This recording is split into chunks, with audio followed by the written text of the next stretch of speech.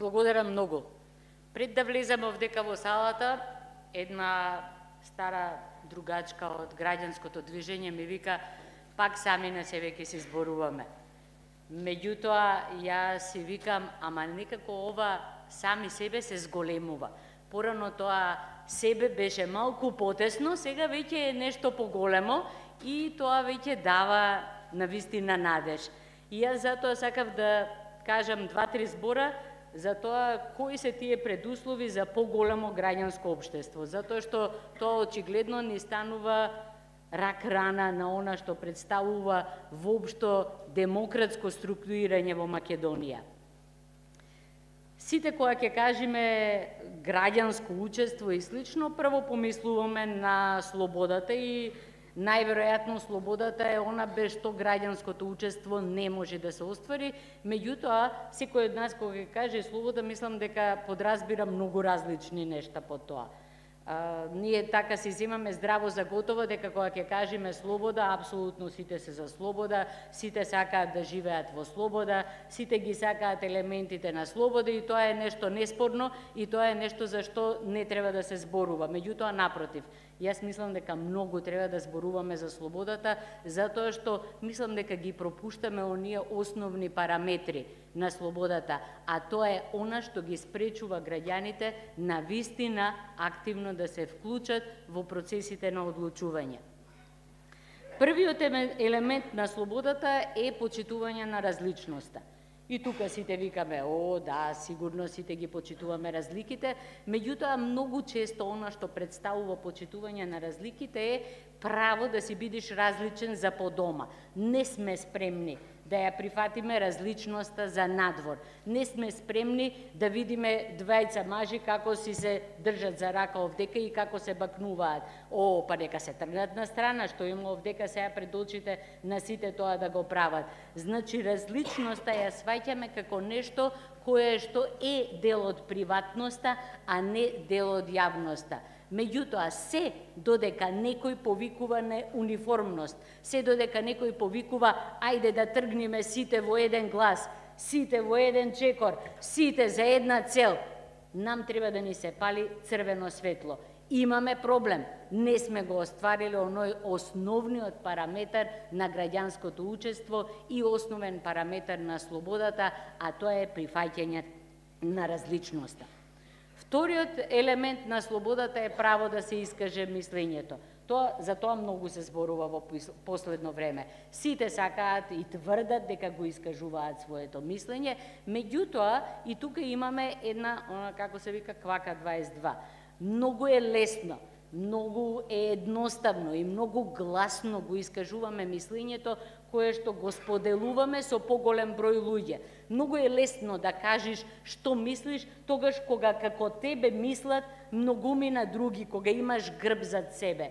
Меѓутоа, слободата подразбира можност да го кажеш своето мислење, тогаш кога не им се допаѓа на другите, тогаш кога е спротивно на другите, тогаш кога многумина викаат, абе, кај го тресна ова, кај го извади. Никој со нејзе не го споделува тоа мислење. Например, јас си имам едно мислење дека Македонија треба да влезе во федерација. И тоа во федерација со Косово и со Црна Гора. Многу ми се допаѓа идејата. Цела шара во целина ќе имаме, ќе си имаме пак наше море. Зошто да не може да се искажат мислења кои што ќе доведат до различни идеи, до разбивање на табуите, до отварање на нови можности. Третиот елемент на слободата е спротивставувањето. Не можат луѓето да бидат слободни доколку не се спротивстават на авторитети. Значи, прво, луѓето треба да се спротивстават на се она што представува некој кој што е на владеачка позиција, меѓутоа и некој кој што е моќен, некој чиј што глас на вистина се слуша. Значи, да може најслободно луѓето да не се согласуваат со власта, да ги коментираат судските одлуки, значи, ама ептен да ги коментираат. и да ги анализираат и да кажат, абе, тапа, за ништо не ја бидува оваа судска одлука и никакви негативни последици за тоа да не трпат. Значи, активни граѓани можеме да имаме само доколку имаме граѓани кои што ја прифаќаат различноста, кои што ја стимулираат различноста, граѓани кои што можат да си кажат што мислат, дури и тогаш кога тоа што го мислат е многу спротивно на мнозинството, и граѓани кои што се спремни да се спротистават.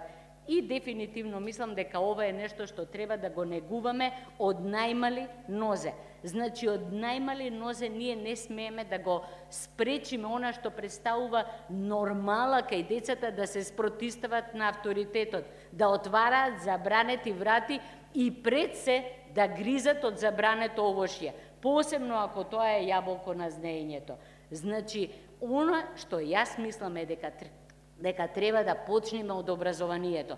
Треба образованието да го свртиме на тумбе, заради тоа што таму од градинка, од основно училиште, од гимназија, на факултет ни почнува градењето на неслободни луѓе. И после оди убеди ги дека не се слободни да гласаат, оди убеди ги дека имаат право да бараат, оди убеди ги дека заслужуваат подобро. Кога ти си ги научил дека најголема вредност е да биде детето послушно, мирно, да ги почитува професорите со зината уста, да ги гледа и да клима и да запишува се што ќе кажат, да не смее да ги оспори, да не смее да им постави прашање. Значи, мораме да почнеме од образованието и да градиме непослушни граѓани. Ние имаме препослушни граѓани. Значи, имаме една голема задачка да градиме граѓани кои што ќе викаат не, кои што на Фејсбук ќе пишат и за тоа нема да бидат казнети во училиштето, да им биде намалено поведението. Деца кои што ќе излезат на улица и ќе кажат, абре, имаме право да се побуниме, не ги бидува ова наставнициве, навистина ни со стари чизми да ги газиш. Значи, тоа, според мене, е нашиот почеток. Благодарам.